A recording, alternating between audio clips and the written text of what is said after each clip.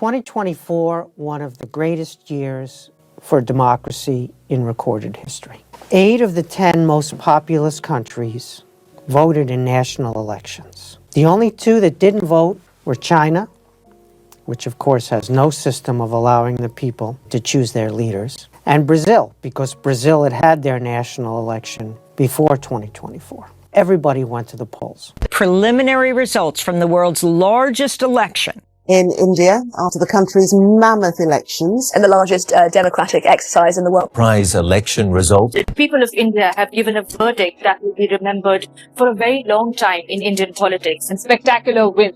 Sure, in some cases the polls aren't real, like in the case of Russia, but in most cases they were. So you had half of the adult population of the planet was able to voice their views this year. So if you are a proponent of democracy, you just lived through one of the great fantasy years of all time. A lot of the conversation is about crisis of democracy, threats to democracy. And so what's going on here? A lot of analysts confuse rejection of their preferences at the polls with some kind of crisis of democracy. There can be crises in democratic governance, and there were some issues that are really important.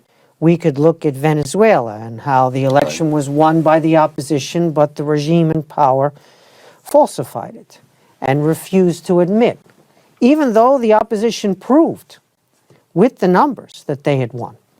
The leader of the opposition, or one of the leaders of the opposition, Machado, was arrested.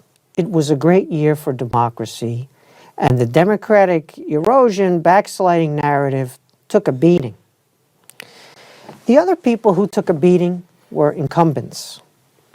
Incumbents of all kinds took a beating, and that's because government is not working that well. And in the U.S., the Democrats got punished, and they deserve that punishment. And the vehicle for that punishment at the national level was Donald Trump. But it happened not just nationally, at the federal election level. You had in Ohio, Democratic Senator Sherrod Brown, an incumbent, was punished. You had in Pennsylvania the victory of McCormick, who had lost the last time around in the primary process on the Republican side. He won in Pennsylvania. The thing about democracy is voters cannot always get what they want, but they can punish what's in front of them for failing to deliver.